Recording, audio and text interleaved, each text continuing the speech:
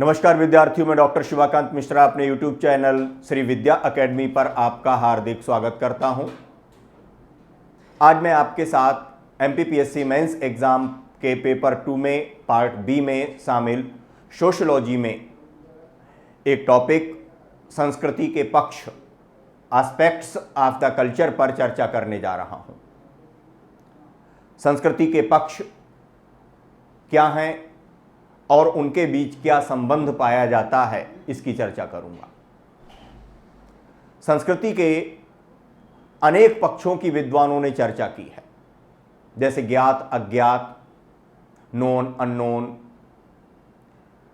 और भौतिक, अभौतिक, tangible, non tangible, स्पर्शनीय, अस्पर्शनीय, अनेक प्रकार के पक्षों की चर्चा विभिन्न विद्वानों के द्वारा की गई है। अर्थात संस्कृति के पक्षों पर कोई एक सर्वमान्य वर्गीकरण नहीं है, लेकिन फिर भी डब्ल्यू ऑकबर्न और निमकॉफ ने संस्कृति का एक वर्गीकरण प्रस्तुत किया है, जिसे कहा जाता है भौतिक संस्कृति और अभौतिक संस्कृति, materialistic culture and non materialistic culture. तो संस्कृति के भौतिक और अभौतिक पक्षों की चर्चा ऑकबर्न और निमकॉफ ने की और अधिकांश विद्वानों ने संस्कृति के पक्षों के इस वर्गीकरण को स्वीकार किया है। अर्थात संस्कृति के पक्षों का सर्वाधिक स्वीकृत और मान्यता प्राप्त वर्गीकरण भौतिक और अभौतिक पक्षों के रूप में पाया जाता है। प्रत्येक संस्कृति में दो पक्ष पाए जाते हैं। प्रत्येक सांस्कृतिक संकुल में दो पक्ष शामिल हुआ करते हैं, यानी each culture complex consist of the two aspects, materialistic and non materialistic, भौतिक और अभौतिक। तो भौतिक संस्कृति किसे कहते हैं? What is the material culture? संस्कृति का वह पक्ष या संस्कृति के वे तत्व जिन्हें हम छू सकते हैं, देख सकते हैं और माप सकते हैं, which we can observe, which we can touch, which we can measure. तो जिन्हें हम छू सकते हैं, माप सकते हैं, देख सकते हैं इंद्रियों के द्वारा, बाय द आवर सेंसेस, उन पक्षों को हम भौतिक संस्कृति कहते हैं। उदाहरण के लिए रेल, बस, कंप्यूटर, मोबाइल, पेन, पंखा, घड़ी, ये सारी की सारी चीजें जो कि प्रकृति के भौतिक पदार्थों का प्रयोग करके बनाई जाती हैं, उन समस्त पक्षों को या समस्त तत्वों को हम भौतिक संस्कृति में शामिल करते हैं। इन्हें देखना, छूना और मापना संभव है इंद्रियों के माध्यम से। किसी भी भौतिक पदार्थ को आप या वस्तु को आप माप सकते हैं कि कितने वजन की है, इसकी लंबाई चौड़ाई क्या है, इसका वजन, वेट कितना है। भौतिक संस्कृति यानी कि संस्कृति के दो पक्षों में जिस पक्ष का पहले विकास होता है वह भौतिक संस्कृति है। नॉन मटेरियलिस्टिक या अभौतिक संस्कृति का विकास बाद में होता है। भौतिक संस्कृति के परिवर्तन की गति, परिवर्तन की दिशा को भी मापना आसान होता है। उदाहरण के लिए यदि हम आपसे बात करें कि खेती करने की पद्धतियां किस दिशा में जा रही हैं, तो हम कहेंगे निश्चित रूप से वो विकास की दिशा में अग्रसर हैं। किसी समय पर स्थानांतरित कृषि होती थी, शिफ्टिंग कल्टीवेशन होता था, जिसमें कि पेड़ों को काट करके, उनको सुखा करके, उनमें आग लगा करके, उनकी राख को बिखेर करके, उसमें बीज डाल करके खेती की जाती थी।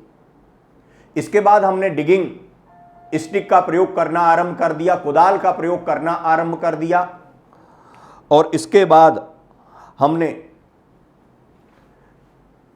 हल लेकर के आ गए, फिर हम ट्रैक्टर लेकर के आ गए, और इस तरीके से खेती के पक्ष में विकास की दिशा यानी कि भौतिक संस्कृति किस दिशा में जा रही है हमें दिखाई देता है। तो भौतिक संस्कृति के परिवर्तन की दिशा को हम माप सकते हैं, उसके परिणामों को आसानी के साथ माप सकते हैं। जैसे मैंने कहा कि खेती में हमने विकास किया है, भौतिक संस्कृति विकसित हुई है, इसके परिणाम क्या हुए? अब समय बचने लगा, श्रम बच रहा है और उत्पादकता और उत्पाद की गुणवत्ता में वृद्धि हो जाती है। And it saves time and labour and improve the quality of the production and products। तो उत्पाद की गुणवत्ता बढ़ जाती है। पहले की तुलना में अब ट्रैक्टर से, आधुनिक संसाधनों से की जाने वाली खेती की गुणवत्ता, उत्पाद की गुणवत्ता श्रेष्ठ है और खेती भी कुल उत्पादन में भी वृद्धि हो गई है। इस प्रकार से इसकी दिशा को हम माप सकते हैं। अभौतिक संस्कृति संस्कृति का एक ऐसा पक्ष होता है जिसे हम देख नहीं सकते, छू नहीं सकते, माप नहीं सकते। हमने कहा कि यह बाद में विकसित होता है आकर के, पहले भौतिक संस्कृति विकसित होती है और बाद में अभौतिक संस्कृति। तो देखना, छूना, मापना संभव नहीं है और यह इसके परिवर्तन की दिशा और इसके परिवर्तन के परिणामों को मापना भी आसान नहीं है। उदाहरण के लिए हमारे विचार, हमारे सिद्धांत, साहित्य, कला, ये सभी चीजें संस्कृति का अभौतिक पक्ष हैं और यह अमूर्त होता है, एब्स्ट्रैक्ट होता है, इसको देखना संभव नहीं है। विभिन्न प्रकार के सिद्धांत, विचार अमूर्त हैं, दिखाई नहीं देते हैं, abstract form of the culture हैं ये, और इसलिए हम इनको देख नहीं सकते। इनमें परिवर्तन की दिशा को मापना, यानी कि ये विकास की ओर जा रहे हैं या ह्रास की ओर, डिक्लाइन हो रहे हैं या डेवलप हो रहे हैं, ये मापना भी संभव नहीं है। मापना यदि संभव है तो समय साध्य है।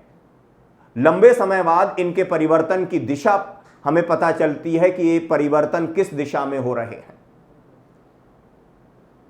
और इनके परिवर्तन के परिणाम क्या होंगे, उनको मापना भी आसान नहीं है।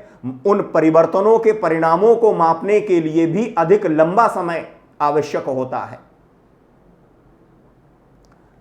उदाहरण के लिए हमारी धार्मिक मान्यताओं में परिवर्तन हुए, धीरे धीरे परिवर्तन हुए, हमारे सामाजिक मूल्यों में परिवर्तन हुए, वैल्यूज में, और उन मूल्यों के परिवर्तन को मापना आसान नहीं होता। इन परिवर्तनों का प्रभाव कैसा है, सकारात्मक या नकारात्मक, यह ज्ञात कर पाना भी आसान नहीं है।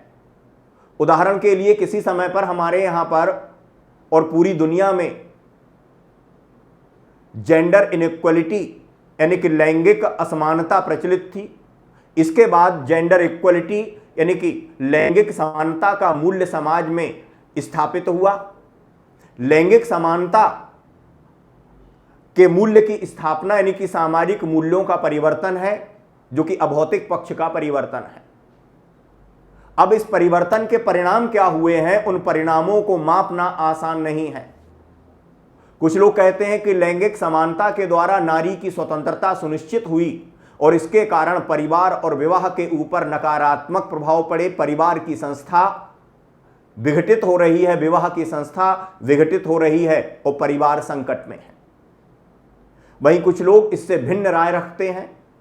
उनके अनुसार परिवार की संस्था का परिवर्तन यानी कि परिवार की संस्था और विवाह की संस्था के विघटन के रूप में इसे नहीं मापा जा सकता, या इसके परिणामों को विघटनकारी न मानते हुए स्वतंत्रता और समानता के रूप में देखा जाना चाहिए। यह विवाद क्यों है? क्योंकि अभी इसके परिणाम पूरी तरह से स्पष्टता के साथ सामने नहीं आए हैं और इसलिए परिवर्तन के परिणामों को लेकर के मतों में भिन्नता पाई जाती है। तो दो पक्ष हैं संस्कृति के, भौतिक और अभौतिक। इन दोनों पक्षों के बीच संबंध क्या है, रिलेशनशिप क्या है भौतिक और अभौतिक में? तो पहली बात, संस्कृति के प्रत्येक संकुल में दोनों पक्ष उपस्थित रहते हैं हमेशा, भौतिक और अभौतिक। उदाहरण के लिए विवाह एक संकुल है, मैरिज इज ए कॉम्प्लेक्स। इसमें भौतिक पक्ष भी हैं। विवाह समारोह में वर वधू की जो पोशाक होती है, वेशभूषा होती है, जो दहेज हुआ करता है, जो खान पान हुआ करता है, हिंदू विवाह की बात करें तो हवन सामग्री, यज्ञ की वेदी आदि, ये सब भौतिक तत्व हैं संस्कृति के।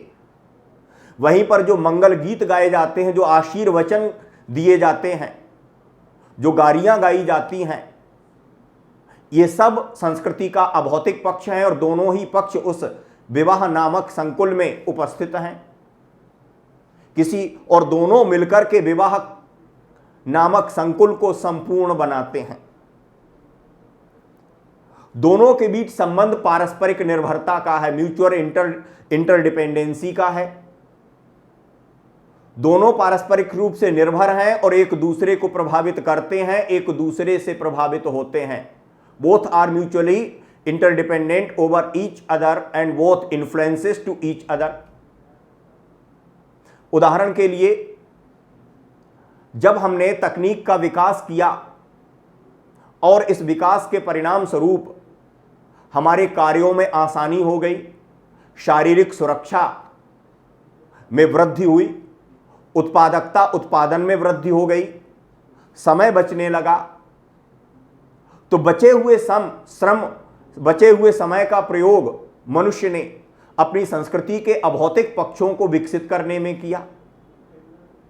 बचे हुए अधिशेष यानी कि सरप्लस जो बचा उपभोग के बाद, क्योंकि अधिक उत्पादन होने लगा तो कंजप्शन यानी कि उपभोग के बाद बचा रहा, उस बचे हुए अधिशेष का प्रयोग संस्कृति के विभिन्न पक्षों को हमने विकसित करने में किया। जैसे विभिन्न प्रकार की कलाओं का विकास किया, जिसमें नृत्य कला, गायन कला, चित्रकला, मूर्ति कला, अनेक प्रकार की कलाओं का विकास किया गया। यह विकास क्यों संभव हुआ?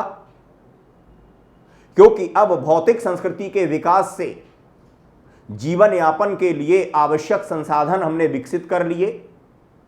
शारीरिक अस्तित्व, फिजिकल एग्जिस्टेंस अब सुनिश्चित हो गया, सिक्योर हो गया, और अब बचे हुए समय का प्रयोग, बचे हुए संसाधनों का प्रयोग अपनी मानसिक संतुष्टि के लिए, मेंटल सेटिस्फैक्शन के लिए, और अपने संस्कृति के धार्मिक संतुष्टि के लिए तमाम पक्षों को हमने विकसित किया। यदि भौतिक संस्कृति विकसित न हुई होती तो इतना समय ही नहीं बचता कि मनुष्य आत्मा, परमात्मा और कलाओं के बारे में विचार कर पाए। तो जब समय बचा और अधिशेष बचा तो इसका प्रयोग करके संस्कृति के अभौतिक पक्षों को हमने विकसित किया। इस तरीके से अभौतिक संस्कृति का विकास भौतिक संस्कृति के विकास पर निर्भर है, लेकिन उसी प्रकार से संस्कृति के भौतिक पक्ष का विकास भी अभौतिक संस्कृति के विकास पर निर्भर है। उदाहरण के लिए, हमने अपने ज्ञान के द्वारा, अपने नॉलेज के द्वारा प्राकृतिक रहस्यों को समझकर हमने जो सिद्धांत बनाए, जो थ्योरीज डेवलप किए, प्रिंसिपल्स बनाए, उनके आधार पर हमने भौतिक संस्कृति का विकास किया। जब हमने ग्रेविटी को समझा, गुरुत्वाकर्षण के सिद्धांत को समझा, जब हमें पता चला कि पृथ्वी के गर्भ में प्राकृतिक पदार्थ, पेट्रोलियम वगैरह उपस्थित हैं, तो हमने इनका दोहन किया और प्रकृति के गुरुत्वाकर्षण सिद्धांत और तमाम सिद्धांतों के द्वारा हमने एक रॉकेट बनाया और उसमें वो ईंधन भरा और हम चांद पर पहुंच गए, मंगल पर पहुंच गए। यह सब क्यों संभव हुआ? अभौतिक संस्कृति के विकास से। अभौतिक संस्कृति यानी कि ज्ञान का इतना विकास हो गया है कि वह भौतिक संस्कृति को प्रभावित कर रहा है। आज रेगिस्तान में आपको ऐसे ऐसे हाउसेस मिल जाएंगे या ऐसे रेस्टोरेंट्स मिल जाएंगे जहां पर कि आप बर्फबारी का आनंद ले सकते हो, स्नोफॉल का आनंद ले सकते हो। अब यह भौतिक चीज है, लेकिन यह संभव क्यों हुआ? ज्ञान जो कि अभौतिक संस्कृति का अंग है, उसके विकास के द्वारा। यदि किसी दुर्घटना में किसी व्यक्ति का अंग भंग हो जाता है तो ज्ञान जो कि अभौतिक संस्कृति का अंग है, उसके माध्यम से उस व्यक्ति के लिए एक कृत्रिम अंग, आर्टिफिशियल ऑर्गन का निर्माण किया जा सकता है और इस तरीके से उसके भौतिक परेशानियों को कम किया जा सकता है। इस प्रकार से संस्कृति के दो पक्ष हैं, भौतिक और अभौतिक। इसमें सबसे पहले जिस पक्ष का विकास हुआ वो भौतिक था। भौतिक पक्ष का विकास पहले कैसे होता है? सबसे पहले हमने स्टोन टूल्स, पाषाण उपकरण बनाए। इतिहास में आप पढ़ते हैं जिस पाषाण युग को, वहां पर आध्यात्मिकता जैसी चीज नहीं थी। उच्च पुरा पाषाण काल, अपर पैलियोलिथिक पीरियड से सबसे पहले हमें अभौतिक संस्कृति के कुछ दर्शन होते हैं। थोड़े से दर्शन हमको मध्य पुरा पाषाण काल में भी होते हैं, जब निएंडरथल मानव ने मृत शरीर को दफनाना शुरू किया। कहा जाता है यहां से किसी प्रकार के किसी धर्म जैसे तत्व की उत्पत्ति हो जाती है। लेकिन निम्न पुरा पाषाण काल में, लोअर पैलियोलिथिक पीरियड में, मनुष्य पूरी तरह से भौतिक रहा। किसी भी प्रकार के मानसिक पक्षों के या आध्यात्मिक पक्षों के विकास का कोई साक्ष्य या प्रमाण, एविडेंस अब तक प्राप्त नहीं हुआ है। और इसलिए भौतिक संस्कृति पहले विकसित होती है, अभौतिक बाद में विकसित होती है। क्योंकि मैंने कहा कि जब बचा हुआ समय और अधिशेष मनुष्य ने प्रयोग करना शुरू किया, तब अभौतिक संस्कृति का विकास आरंभ हुआ। इस प्रकार से हम कह सकते हैं कि संस्कृति के दो पक्ष होते हैं, एक भौतिक और अभौतिक। भौतिक पक्ष जिसको हम देख सकते हैं, छू सकते हैं, माप सकते हैं। अभौतिक जिसे हम देख, छू और माप नहीं सकते। अभौतिक अमूर्त होता है, भौतिक मूर्त होता है। प्रत्येक संकुल में दोनों तत्व उपस्थित होते हैं, जैसा कि मैंने आपको एक विवाह का उदाहरण देकर के स्पष्ट किया। दोनों एक दूसरे को प्रभावित करते हैं और एक दूसरे से प्रभावित होते हैं, और दोनों परस्पर अंतः निर्भर हैं। एक संस्कृति का टॉपिक आपके सिलेबस में शामिल है, अनस्पेसिफाइड सिलेबस दिया हुआ है। इसमें संस्कृति को कितना पढ़ना है एमपीपीएससी ने स्पष्ट नहीं किया है।